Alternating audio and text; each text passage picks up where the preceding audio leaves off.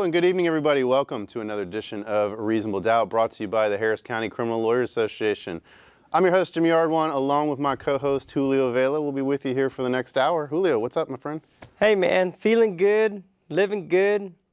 If you click the SAP button on your remote control, this show might be in Spanish. That's right. That's right. Because tonight, ladies and gentlemen, our guests are Eddie Cortez, back for another round here on Reasonable Doubt. Good evening, gentlemen.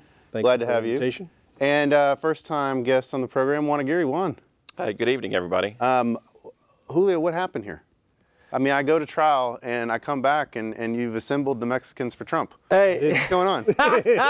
What is going on? Now, listen, if you guys start to get out of line and you guys start to speak in Spanish, I brought something here to keep you in line. There you go. Lay down. The luchador Law. That's what we're going to call it here. That is awesome. So, yeah, Jimmy, I hate to inform you, but you know we're taking over the show, and from now on, it's going to be called La Raza en la Ley. So we're taking over, bro. Sorry. Just remember, I have this here to keep you all in line. Oh, look. I think we got a picture of Eddie. Don't we got a picture of Eddie somewhere back there? I think like old school. I think it's all okay. We'll look at it. Juan was posting old school pictures. Yeah, I was posting some old school when I had. Yeah, I think it was one of the HCCLA parties where I had one of those masks on. Yeah. There he is. We got one of Juan too, though. I think, right? We got one of Juan. There he is. That's the one we saw today. Yeah. I'm very excited that we had Juan has been a mentor of mine and a friend. And he's been around. He knows the ins and outs of the courthouse. It's an honor to have you here, Juan. Well, I'm glad to be here. I'm very excited. I've been thinking about you for years to come on. I'm glad you are here. Eddie Cortez. One of my first not guilties about 6-7 years ago was with Mr. Cortez. So it's an honor to have you here too. You're a dead man, JV, for those pictures. They're awesome, man. I had to. I'm going to catch a case. Murder was the case that they gave me. We're going to be with you for the next hour, ladies and gentlemen. A little less than that now, but we'll open up the phone lines about 8:30. 713-807-1794 is the number. We also have Twitter up. It was a little dead last week. You can hit us up on that at HCCLA_TV. And we got some great topics to get to tonight. I want to first jump into the fact that now what we talked about last week is actually in effect. The marijuana policy. And so starting yesterday, if you have 4 ounces or less, you get your little citation, you're going down the road. Anybody out there trying it out yet? Have you tested the policy? I was afraid. I was going to go out there and smoke a joint. And then I was afraid that when they realized that they can't arrest me, that they would try to deport me. So I was scared. We get the double whammy. So, the interesting thing here is the policy takes effect. We've seen all this rhetoric. We see, and we can get into all the stuff that happened with Attorney General Jeff Sessions today too. But they've come out. They're going to be heavy-handed, at least. I mean, if he survives this recusal thing, and like I said, we can get into that. But their stated policy is not only are they going to be tough on immigration, they're going to be tough on marijuana.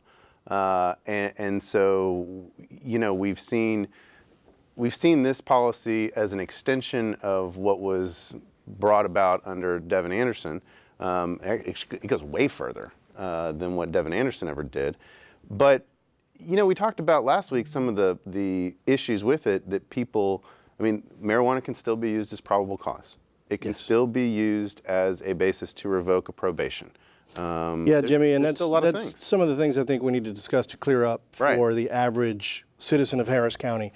Whatever the federal issues may be, this is something that's immediate right now, and it takes effect tomorrow. I mean, it's if you get caught tomorrow, this is going to apply to your case. However, you cannot have a gun in the car. You cannot be committing other crimes. People with extensive criminal histories, any other issues, like you said, probation, deferred adjudication, if you're on bond, that's still going to affect you in a negative way. It's not just completely a free-for-all now, although they like to say it's, quote-unquote, decriminalized. It is still going to have some very adverse effects on a number of citizens of Harris County particularly what we just discussed. So people still need to be very careful. And like you said, if the car smells like weed, that gives them probable cause to search your vehicle. So you need to be very aware of that. If you're smoking in your car, the cop can search your car. What says you on? What do you think about this new policy?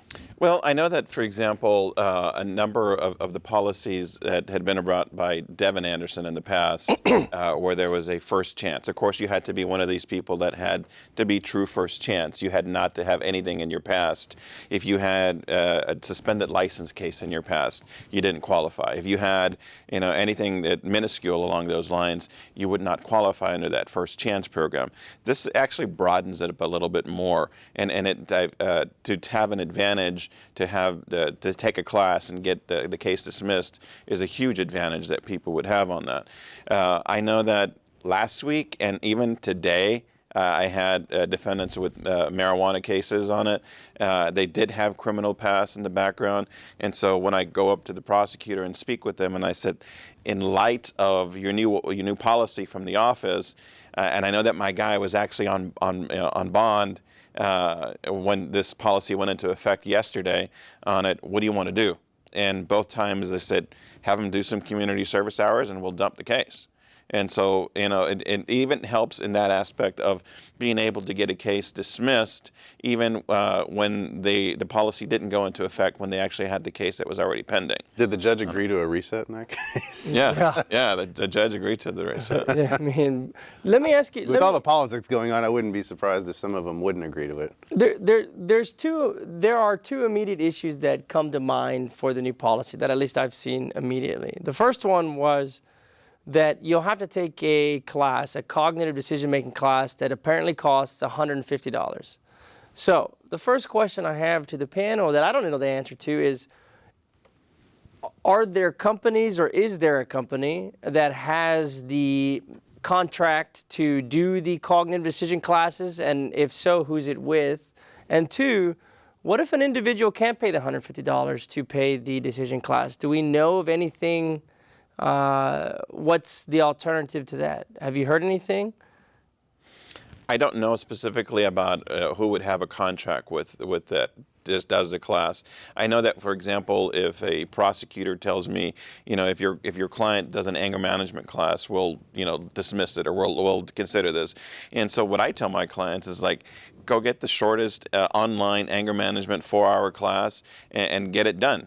Typically it's $35, $50, $70 at the most on it, whereas if you actually went and did the classroom instruction on it, it's a lot more cost prohibitive on it, and you can't do it at your own pace. But as far as somebody having a specific contract, I haven't seen the specific that says you must take this one class. Mm-hmm. I know that probation department has a decision-making class that they take, and then there's different places that you can take it. You can take it even at the Association of Latin Americans, ALMA. You can take the decision-making class there. But there are a list of different providers that you can take it. But as far as this program itself, I haven't seen a list of what's acceptable. The probation court liaison officers have lists of the multitude of programs that the Texas DOPE course, DW education course, the BIP courses, batteries intervention programs they can take, and oftentimes similar vendors will offer multiple courses. So, and like you, I don't know exactly who's got the contract for that class, but I would imagine that all of these people who are already approved on the county's lists will start doing these classes as well to add that to their lists. And I would just go back very quickly to what you were saying earlier, Juan. My point is, I just want to get the point across to people is that it's not a free-for-all. It's not an absolute blanket get-out-of-jail-free card. It's good. It's a great program. I think it's going to do wonderful things for the county, save the county a lot of money, but it may not apply to everybody. Well, and you'd mentioned the word decriminalize. I don't really see it, and I know that a lot of the Republican DAs, other DAs in other counties have come down on her and say that's what it is, or a lot of the Republican judges. It's a political deal, but I don't view it as a decriminalization. I view it as the truest sense of a diversion you can get, because they're basically saying, look, we're taking this, we're issuing this go take this class, and we'll essentially just never file against you. Right. You know, but if you don't do it, we will file against you. And you know, you talk about a diversion on it, and that's a good, it's acceptable on it, but I think it needs to be a step further, because there is a document, there is somewhere within HPD or sheriff's Right. office that this person was stopped. And so if you're looking to get that case expunged, you need to go look and get everything. I mean, granted, there was no arrest that was on it. There is a documentation that you need to go back and look at if you're totally getting it expunged. And by expunged, I mean completely erased off your record, not just from public record on it. And frankly, some of these DAs in other counties need to be more concerned with the meth problem in their counties than marijuana. Yeah. So that- What happens if you can't take the case? I mean, you can't do the class. What do you say? I mean, I don't think they figured that out. Do you have any opinions on that? Not yet, not yet. It's so brand new, and I'm still dealing with a lot of leftover cases. I haven't had a new one yet come in under the new program, so unfortunately I'm ignorant on that subject tonight. But I see this new administration as wanting to get things done, to move in the right direction. So I'm sure at some point when that subject comes up, they'll figure out probably some sort of community service, or like the sweep program where you go out and you clean bayous and you Make them work on the chain. right, that kind of stuff. Well, it's funny to bring that up about what are they going to do if they can't pay for their class. You know, since several years back, if a person cannot pay their fines and court fines and fees, and they're on probation on it, you know, the law goes back to that the state must prove that they were able to do so and didn't do it.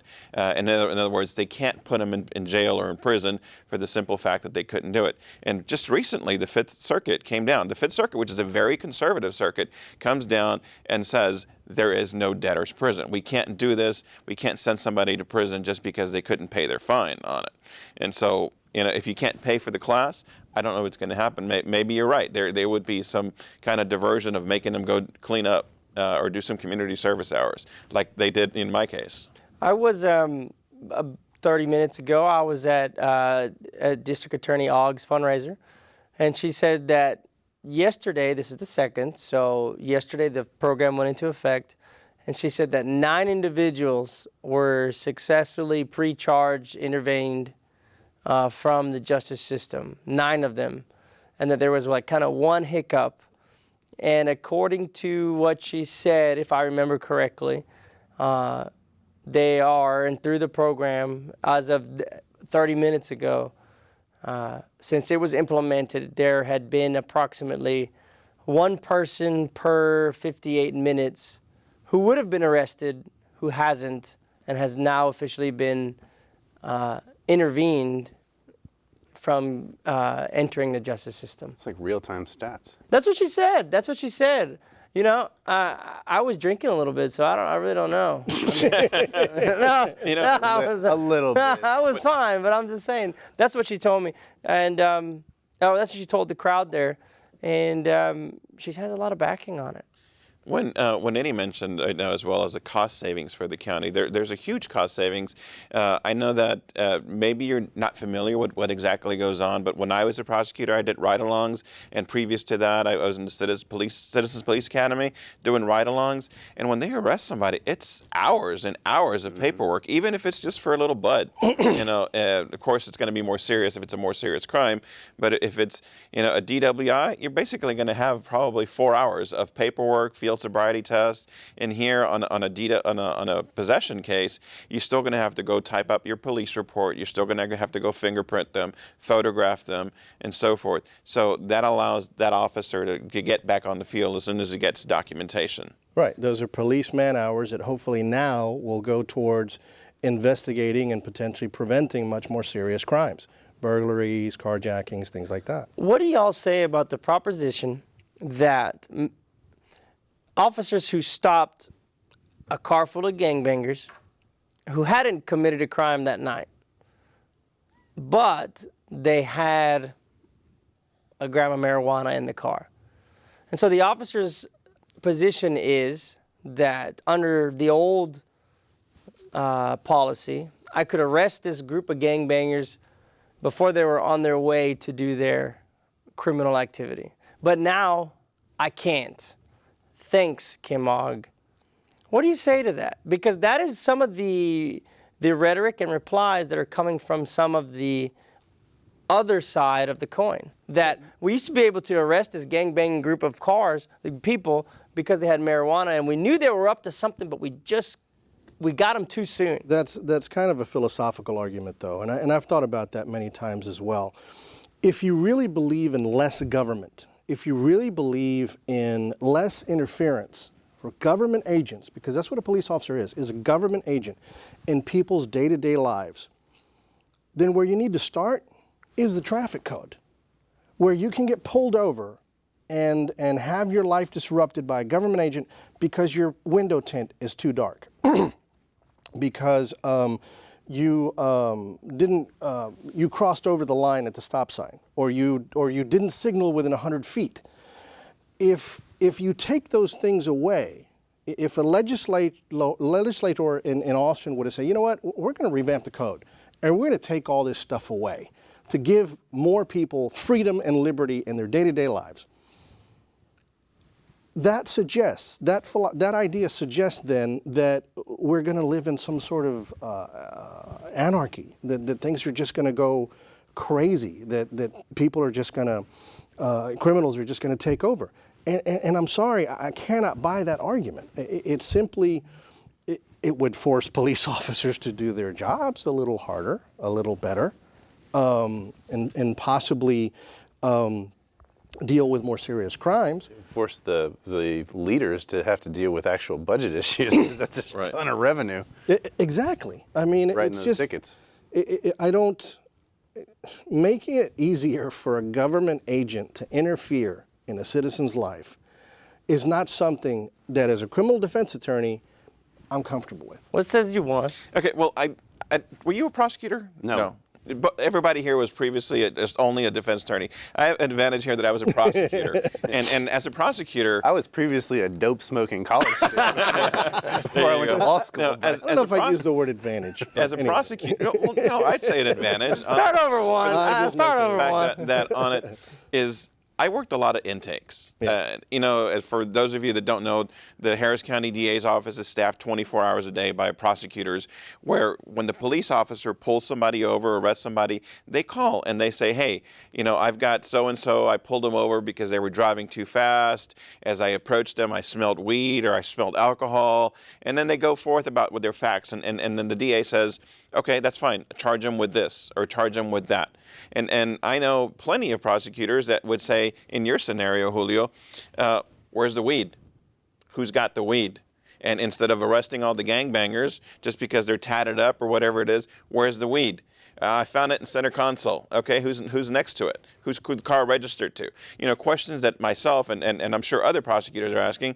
So you'd probably get one, maybe two people out of that arrest, but you wouldn't get the whole carload out of it on it. And so, just like Eddie was saying, if you're looking for making more excuses on it, that's not an excuse. That now I can't arrest all these people just because they got a bowl of weed and all of a sudden now I can arrest somebody, or now I can't.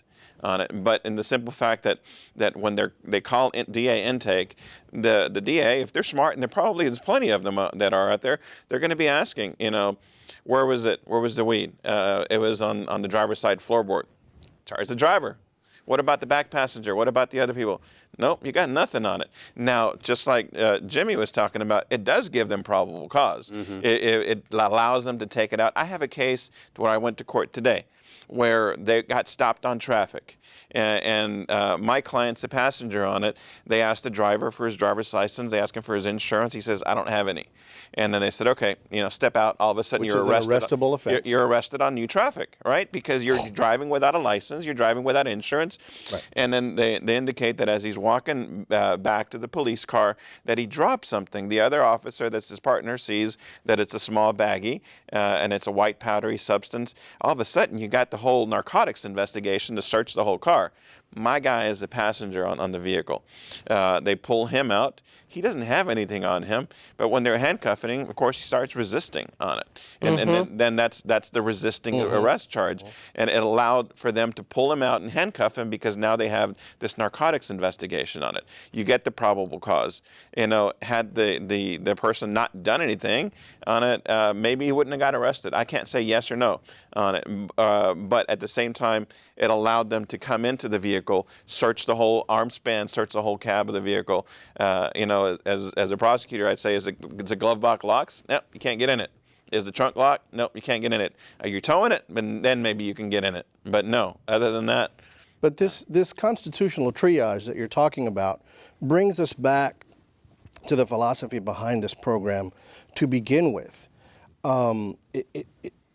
When all these discussions that we're having, both in the state level and national level, about the problems with the system, with the criminal justice system and mass incarceration and for-profit prisons and things of that nature, what is consistently being ignored is the issue of prosecutorial discretion. Prosecutors and police officers have the power and the authority to decide, I'm not going to arrest this guy today. I'm not going to prosecute this case. I'm not going to do this.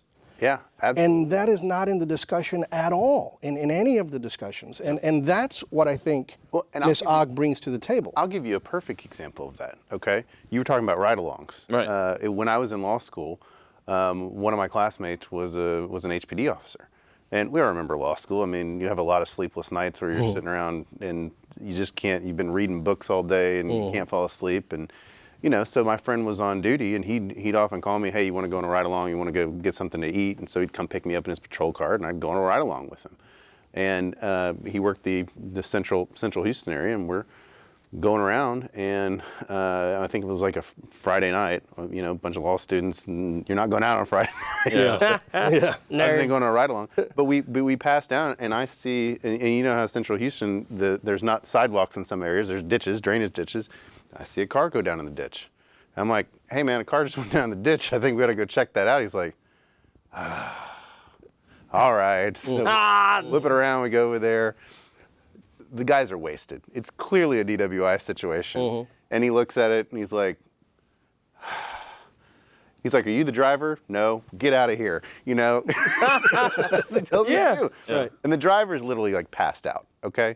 And so, and he's not behind the wheel at this point, but clearly something has gone wrong. He gets the car towed, writes him up for a PI. Yeah. Again, discretion. Right. And part of it was his own self-interest, because he's like, again, I'm not going to deal with a 4-hour write-up on a DWI. I'm in law school. I don't want to have to go testify at a DWI trial. At the ALR so this guy hearing. gets a PI. I mean. Again, like you're talking about, it's discretion, and everybody wants to talk about, well, you're bound to prosecute and you have to follow the law. Well, she is following the law. Right. I mean, she has the discretion to set up a diversion program. Exactly. That's what she has the discretion to do. Let me pose the panel two things. One is more of a comment, but let me ask you what you think. Instead of marijuana, do you think we're going to go see a lot more paraphernalia charges? Because it's like, okay, you can't get arrested for the marijuana in your pipe, but you might get a citation for the paraphernalia. I think you'll see that in smaller, I think you'll see a lot of that maybe in, say, the Villages or Bel Air, because again, that's a revenue generator. I honestly don't think that if HPD is participating in this, I don't know that they're going to waste their time with paraphernalia charges, but I could see, the Villages Police Department.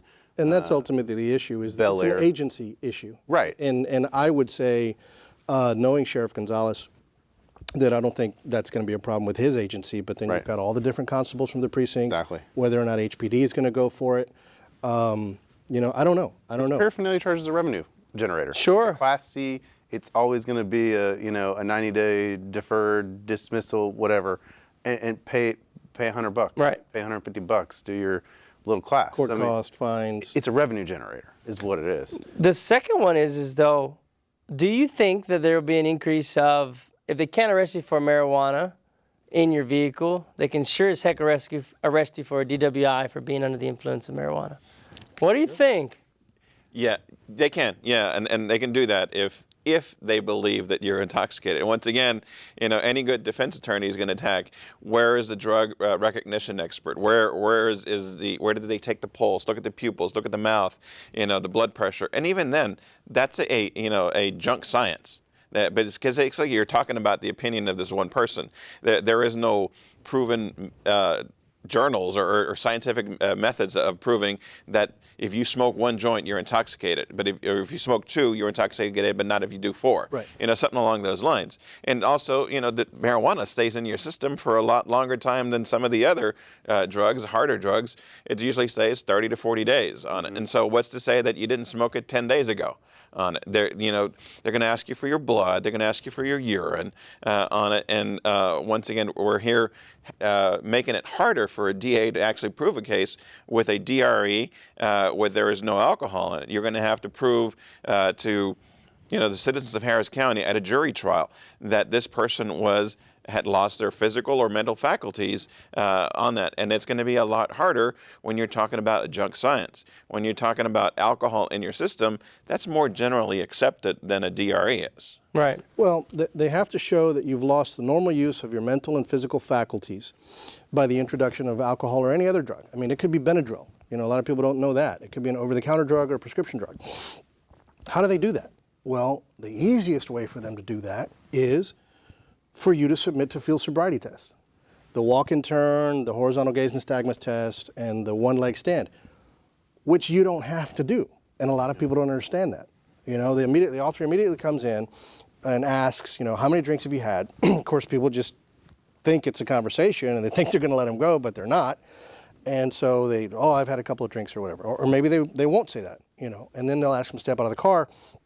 As soon as that officer makes the person follow a pen or a stimulus of some kind, he's doing a field sobriety test on you. And people need to understand that you can say, no, I'm not going to submit to this. You don't have to cooperate in that. And I had a question a while back on my Facebook page. Somebody asked, well, why wouldn't you? Well, NHTSA, the people who developed these tests themselves say injuries, medical conditions, weight can affect your performance on a field sobriety test. And I've had cases like that thankfully I've won because of those issues. So it would not be something that I would recommend to someone to submit to a standardized field sobriety test. I don't think anybody here at this table would. Let me, I would decline the HGN, but I would do the walk and turn and one-leg stand. Why would you do that?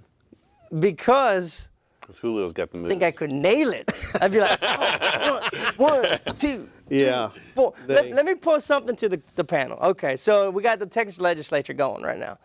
Okay, there's 11 bills that are out there. There's really two kind of categories. One of them, if you saw, there's at least two or three, regarding the drug testing. Testing people on TANF. Testing people for food stamps and government assistance. If it's positive, you're going to suffer repercussions in the form of not receiving some or all of the benefits. And then there's another category that says either making it a Class C or a civil penalty, or lowering the amount. State Rep Gene Wu is putting a 0.3 or 0.03 ounces. For possession of marijuana. So what are your thoughts on the first part on drug testing individuals to receive government benefits or entitlements? And what are your thoughts on the either making it a Class C, lowering the amount, or just civil penalties of marijuana, or should be a county by county kind of It's thoughts? absolutely ridiculous. I know the Florida study came back that showed that they wasted a whole bunch of money testing people, and very, very few, if any, were actually found to be on drugs and on government assistance at the same time. And I want to say another, I don't know if it was Kentucky or Kansas, another study also came in and showed that it was a huge waste of money, a huge boondoggle. And it just, all it does is it's founded on and perpetuates the stereotype of the, welfare mom, which if you actually study the issues and look at the statistics, it's false. And it's just, it's a way to cater to the right-wing base, I guess. I don't know. It's a waste of money and time. What says you, Juan? Well, as Eddie just pointed out, it's a way to cater to the right-wing base on it. A number of studies, like Eddie pointed out, have shown that a lot of the people that are actually been tested came out clean on it. I remember when I was in law school, I used to go to the courthouse and watch some of the trials. And I watched a very odd hearing. It wasn't even a trial. It was just a hearing, a sentencing hearing, on a lady who was charged with welfare fraud. And at that point in time, the judge, and it was in misdemeanor court, the judge sentenced her to a probation. And one of the conditions that he ordered was the Norplant. Basically telling her, you have too many kids and you don't want to be a burden on the state, so you're going to have this. He sterilized her?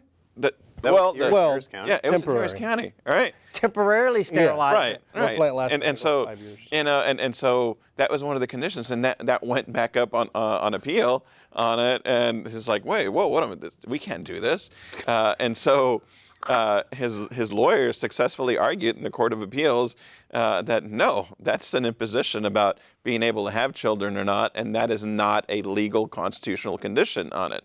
Basically, he was telling her, you have too many kids and you've abused this welfare system by having too many kids, and therefore in order to control you having more children and asking for more funds from the state government, one of your conditions is going to be the sterilization on it, or Norplant. Of course, they lost. The state lost. The judge lost on that. He was overturned. They removed that condition from probation. But is denying or saying you can't smoke weed to receive taxpayer money, is that too much? What says you? I don't think someone should be smoking a bunch of dope and receiving government benefits. No, I think you're right, and I think in the Juan's example of what he's talking about, and I think I vaguely remember that case, it's not that we're saying we approve of that either, okay? But these are discussions that have to be had within our communities, within our families. It's not a good idea to have a whole bunch of different kids from a whole bunch of different dads that you can't support. That's not a good idea. No. That's not something to aspire to. It's not something that we should want to do or we should want to perpetuate. Is it a constitutional issue? That's, we found out that, you can't do that. Right. So I think that some restrictions would be fine, but in this particular issue with the marijuana, and don't get me wrong, I mean, unless you've actually been on the programs, it's really hard. It's hard to get it. It's hard to keep it. It has been temporary pretty much since, I think, the Clinton administration, who did, in fact, change welfare as we know it. But my issue with that is that it has been shown already in a number of states to be an ineffective program and just an unnecessary cost to the taxpayers. Yeah, I agree with you on the situation about it being just a waste of money to probably do all the testing, but I'm kind of with you, Julio. I mean, I think everybody who works for a living, goes to a job, puts in their full 8 hours, is going to sit there and say, wait a second, I'm going to give you state money to sit around and smoke dope all day? That just doesn't, that's not something, and you may say it's catering to the right wing, but no, there's a lot of people on the left too. Sure, they're going to say, wait a second, absolutely. I pay my taxes, I show up for my 8 hours, and this guy over here gets to sit over and go collect a check and use that check to go buy dope from the guy down the street and then sit at home and smoke it? I had a case the other day where I basically raked the complaining witness over the coals. And at one point we had to stop the trial because the judge needed to advise her that she may be confessing to welfare fraud. Because the picture that they wanted to draw to the jury was of this loving couple that's been together for 11 years and they have a son, but it's not his, but he's raising it as his own. Well, come to find out that she's actually had 6 kids, 5 of which got taken away from CPS, and that they weren't married. And my line of questioning was, well, you're not married because if you are married, then they're going to take your food stamps away, aren't they? And so the judge immediately, stopped the proceedings, and we, needless to say, the state wound up dismissing that case. It was not a very sympathetic alleged victim, complaining witness. But yeah, no, I mean, and that's a legitimate stance to have, and we can all have that, whether we're in the middle or on the left. We can all have that, but the question becomes: is it a governmental issue in a court of law to say we're going to sterilize you? The weed issue, like I said, it's just a waste of money, and it's a boondoggle. I just don't see a good solution though, because I'm opposed to spending more money to test people, because I bet you're going to spend more money than the people you're going to catch. But I also don't like the idea of paying for someone who's just not working. That's exactly what the Florida study found out, Yeah. and that's exactly what I think it was Kansas or Kentucky also came back. They wound up spending more money on the program and wasting more money on that than what they actually saved. Yeah. It's funny. I mean, and the picture that we usually have, or that you're mentioning right now, is a welfare person just sitting at home. That's not necessarily true. No, it's not. But I mean, that's the general. And it is a generalization on it. But if in effect you're testing the people that receive the welfare, receive money from welfare, what about public servants? I mean, isn't their salary coming from the government? The government itself? I mean, right now, with all the conflicts that are going on in Washington and in Austin, I mean, the people are saying, if you're going to test the people on welfare, let's test the politicians too, see what they're on. I want a five-panel. I want a five-panel standard on them. No, five panels. It's true. And by the way, we've opened up our phone lines, so if you want to get in on the conversation, call us 713-807-1794 is the number. Also, Twitter is up as well at HCCLA_TV. But yeah, I mean, just to piggyback on what Juan said, and you can look up the statistics, the vast majority of people on government assistance are working mothers. Right. These people work, okay? They may not make a lot of money, but they are working. You've seen that Facebook post where the lady was like, I ain't worked in 12 years and I got 3 kids. Isn't that what? No, I don't believe that. I don't. But nobody here there's a lot of waste. Nobody here is in favor of welfare fraud or waste. And we all believe that should be better investigated. Yeah. And when found, they should be prosecuted. But the problem is you're leaving the administration of that. Again, it's the government administrating it. And if you've ever worked any kind of healthcare fraud case, it takes them years to discover the healthcare fraud. Right. So it's not something that they're really equipped to deal with. I mean, they're not set up to find the waste until years later. Or we got money for a wall. We got money for more border agents. Why don't we have money for more welfare fraud investigators? Because we got the cement trucks lining up. Is it more of a the thought is wrong that all these people who are poor and take government entitlements, just a bunch of drug addicts and dope smokers? Is that where the shift in thought needs to change? It's absolutely a false image. It's absolutely a false image. It's been proven. You look at the statistics from all of the agencies, and you see that it does not fit that image that was so famously projected by President Reagan years and years ago. But they've run with it. One of the things on there is, you're right, and that's an absolute false impression on it. And like Eddie was saying, a lot of the people that are receiving the welfare are actually people that are working, not getting paid enough. I will tell you right now that when I was probably 9, 10 years old, for about 6 months, we received public assistance. My dad was a janitor at the courthouse. My mom was a housewife. She took care of kids. She ironed clothes. It wasn't enough. But by the same token, just like Eddie said, it's hard to stay on that system. You got to keep going through it and keep going through it. And we decided that it was just, more work. So, my sisters and I and my dad, we took extra jobs to do that, and we got off the public assistance. We were on it for about 6 months. No, probably not longer than that. On it. But you got to go check in. You got to go check in and prove this is what my check was this week, this is what my check was last week, and this is our expenses, and this is what's going on.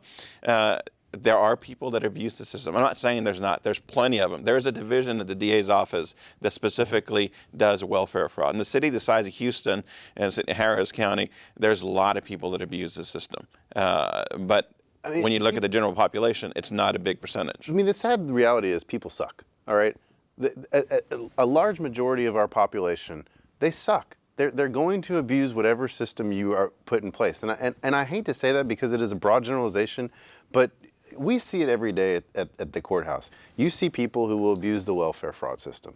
you abuse the welfare system. You see people who will abuse the healthcare system. You see people who will abuse, credit cards that banks give out. I mean, they'll go in and make a false application to get a credit card, and they never pay back the credit card. I mean, people just suck. If there is a way for them to take advantage of a system, there are people who are going to do that every day. And unfortunately, the people that hurts are the people who are trying to do it right. The single mothers who are trying to do it right. And then you have the blowhard politicians who want to come down, and it's going to affect them. So it's a bad system. I would respectfully disagree to this extent. The sad thing about it is, it's not that people suck. The sad thing about it is that all of that combined is minuscule in the federal budget. Is minuscule. But you look at all the government waste. Yeah. Particularly in the military. And now we've got, what does he want? $54 billion to add to a military that is by leaps and bounds larger than any other military in the world. We don't have money for free college. We don't have money for health care. We don't have money for poor people. We don't have money for old folks. But we got money for jet fighters that we don't need. We got money for battleships that we don't need. Somehow we find money for that real quick. And the Iraq War was absolute proof of that. We found that money real quick. Yeah. One of the things that I wanted to further add is it's about perspective, because what you and I and Julio and Eddie do every single day, that's what we're seeing is the people that suck. That's true. The people that cheat. Is the people that are charged with crimes on it. Guilty or not guilty, this is what we see on it. And the same adage goes back about people disliking the police until you have to call one, all right? So you don't like the cops till they do that.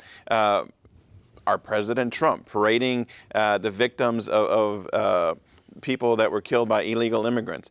Why are we not parading around people that were killed by not illegal immigrants? It's all about perspective on it. So what we see every single day down at the courthouse and in all those 37 courts here in Harris County are people that are charged with crime, which if we look at, Harris County is about 4.5 million people. Sure. That's a very small percentage on that. Which, going back to your original point, the other half of what the legislature's doing, marijuana legalization or decriminalization kills two birds with one stone. It saves the county's budgets in their criminal justice budgets, but it also generates funds. Look at the amount of money that Colorado has made. Yeah. Look at that money. It corrupts the youths. It corrupts the youth. Well, the interesting thing is, and I can't remember whether I talked about it on this show or not, but I was talking about it with a friend of mine who's a U.S. attorney here in town, and about what Jeff Sessions has said he wants to do and how he wants to crack down on this. And he's like, well, how do you think he's actually going to do that? I mean, how's he going to get this? I said, simple way, money laundering. He's going to charge him with money laundering. And the difficulty is going to be that, who else is a potential defendant is that? The state of Colorado. The state of Washington, the state of Oregon. Why? Because they're the ones collecting the tax revenue. So they're collecting the money.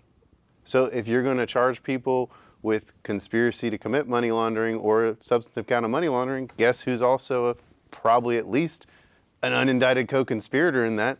The state. It's ridiculous. Somebody, a coordinator in a felony court today pointed that out to me about, how is this going to affect you if we have, the decriminalization or lacks of it? How is it going to affect you as a defense attorney? And I said, there's not really that many pot cases that we have. No. When you look at the grand scheme of things, when you're looking at misdemeanors, because this is what we're talking about, misdemeanors. We're not talking felonies. Most of your cases are going to be DWIs, assaults, whether they're family members or theft cases on it. You're not going to have, in a docket of 72 people, you're going to have maybe 4 or 5 people that are charged with marijuana on it. So I know that friends of mine that are bondsmen don't like that, because that's cutting into their revenue of being able to bond somebody out. And I don't know if you want to transition into the bail schedule onto that. But Juan, giving us segues. Go, bring it in, Juan. Bring it in. First time on the show. Bail bondsmen that they're friends of mine that are talking about, I don't like that they're having to do all the pretrial bonds because that cuts into my funds. I don't like that they're not going to be charging and arresting people. That cuts into my business on it. And so, I mean, that goes both ways on that. And let's not pretend that they don't have influence, because they do. It is a big money-making machine. From a defensive standpoint, from a defense attorney standpoint, though, what happens is that, and I've said this many, many times, nobody knows the value of a day until they spent 24 hours behind bars. Mm-hmm. The longer your client sits in the cage, the more likely he is to sign something that he really shouldn't be signing. The more likely he is to get pressured into a plea bargain that he really shouldn't. And oftentimes, if it's a very defensible case, it's a good case to go to trial. But if the guy can't get out, he's going to sit in jail until the time of trial, which could be 3 months from now, 4 months from now. And I can't tell you how many times I've run across clients who just say, look, I just want to go home. I just want to get out of here. Just let me sign. You know, and it's heartbreaking. And that's where the pretrial bonds come into play. Well, and the interesting thing about that, so we're going to have a hearing on Monday. Is it this Monday? It's just coming Monday. Wow. It's gonna start. And we've talked about it here on the show a bunch, is the bail bond reform lawsuit that was filed here in federal court pending before Judge Lee Rosenthal. And we're going to have the preliminary injunction hearing on Monday. It's going to start. And it seems like there's a good chance the injunction's going to get granted. Okay, and what does that mean? What does that mean? Injunction's granted, injunction's not granted. Then the bail schedule will go away. If the injunction is granted, The injunction is granted, then the bail schedule as we know it will have to be scrapped. and what is in play? What's to replace? Well, that's the great question. I don't know if they are going to what the proposal will be that's submitted. I'm assuming that after the evidence is heard, both sides will present a proposed order as to what it will be. My guess is, though, if there is some sort of injunction that perhaps, or it looks like it's going to that point, there might be a settlement that's going to be reached. You know, of course, in the article that recently in the press was talking about the lawsuit. Even Ed Gonzalez is pressuring to settle this. We need to settle this on it because of the simple fact that it needs to go away on it. If the injunction's granted, just like you said, on it, then the bail schedule goes away. The bail schedule is set on what your criminal history is. And if we look at the Code of Criminal Procedure, it shouldn't be based on that. It should be based on what's the crime, you know, what are the connections to the community, what's the likelihood this person is going to reoffend, you know, what's the likelihood this person is going to show up for court on the next site.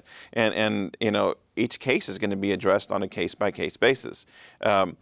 Julio, Eddie, and myself, we do a number of court appointments, and as of recently, we've had to fill out an additional bail order form where we talk to the defendant. We tell them, look, your bond is set at $5,000, your bond is set at $500, your bond is set at X, and this is how they set your bond on it, and you're entitled to have a bail hearing.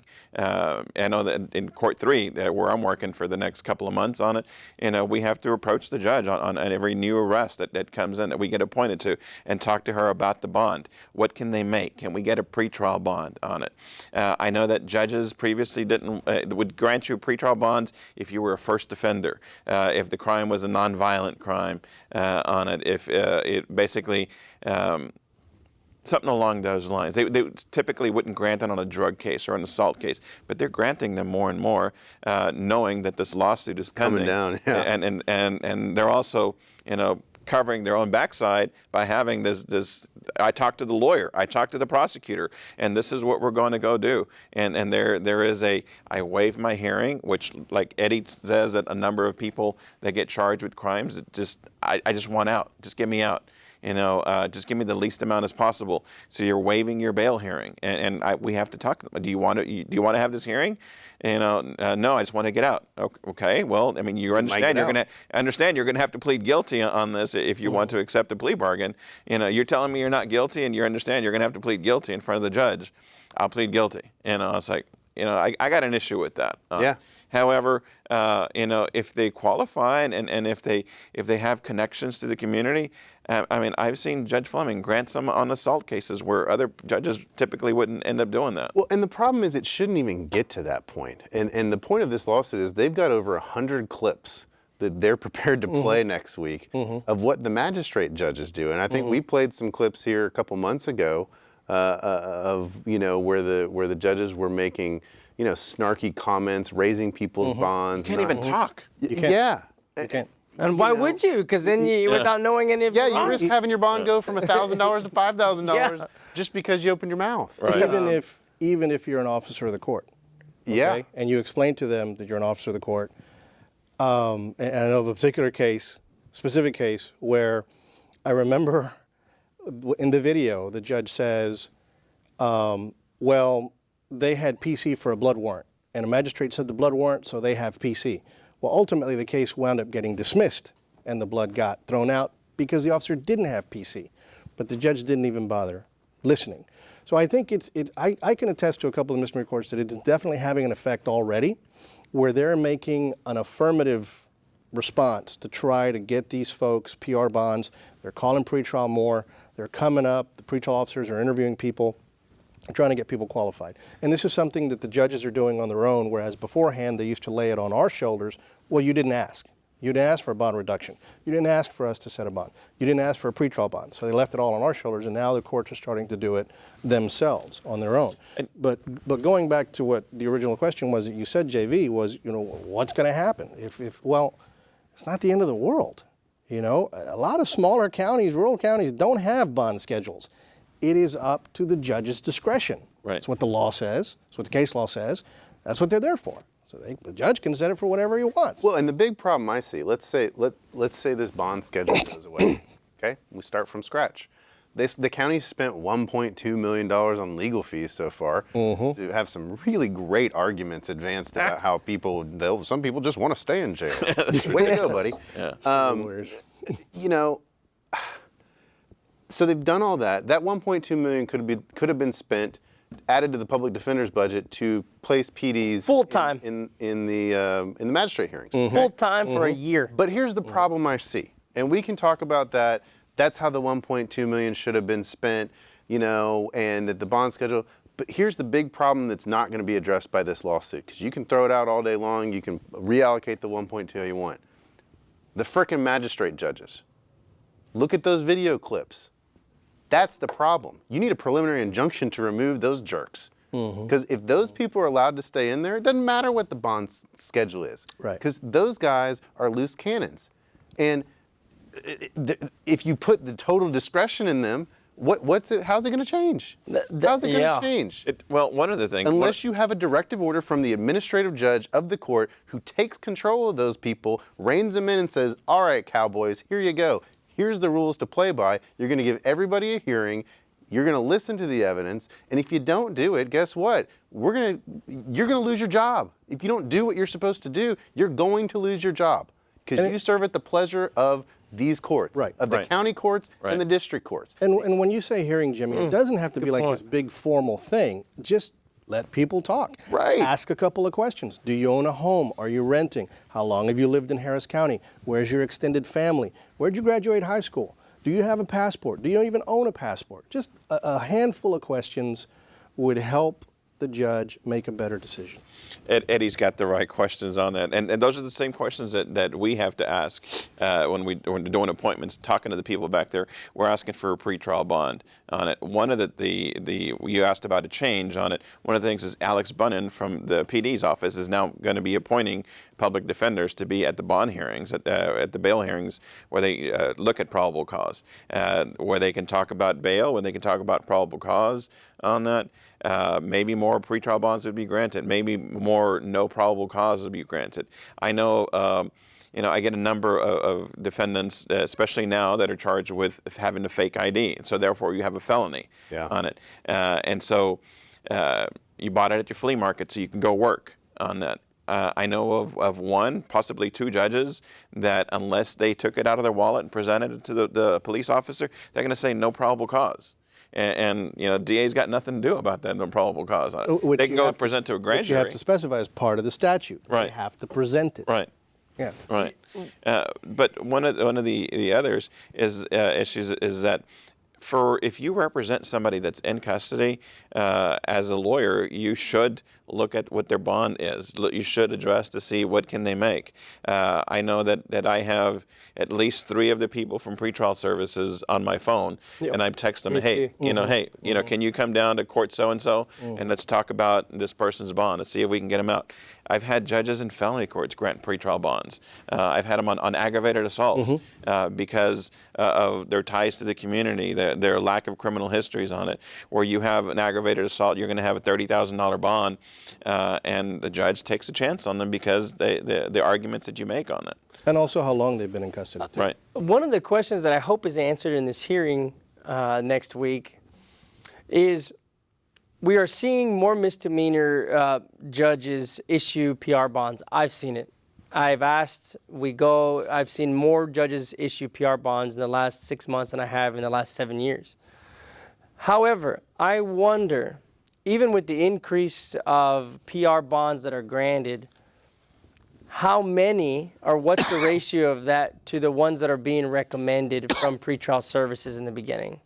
So, and as a defense lawyer, in that holdover, I don't have access. I'm going to go see Joe Blow in the holdover, and I don't know. I think he might be a good candidate for a PR bond or a bond reduction, but I don't know if this individual has already been recommended a PR bond, but the judge hasn't, through the process, the magistrate or whoever's at that point, or even this judge, knows about it or has agreed to that PR bond yet.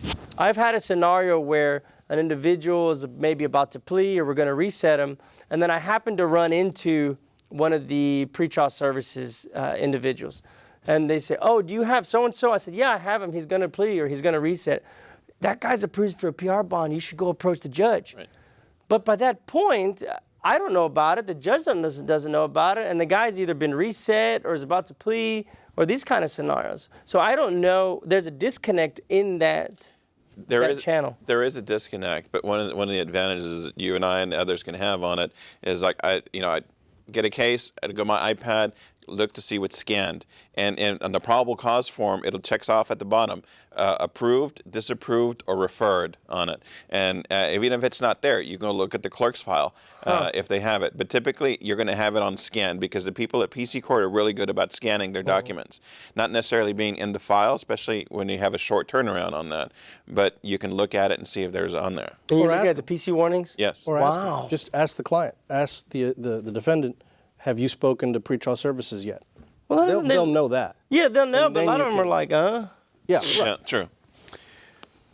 Guys, we're at the end. no. We are at the end, and you know what? This guy didn't even have to come out. didn't Watch have it, to Jimmy. lay the smack down. Oh, that is awesome. Don't have to put the Luchador. suplex on there, buddy. That is awesome. Stayed in for the night. There you go. Wanagiri, Thank you. Eddie Cortez. Hour went really, really quick. That's You were on your best behavior. I try. appreciate I it. try. Julio, another week down. Another week, man. All right, Great show. ladies and gentlemen, we will be back next week with another new edition of Reasonable Doubt. Good night. Good night. Everybody stay out of trouble.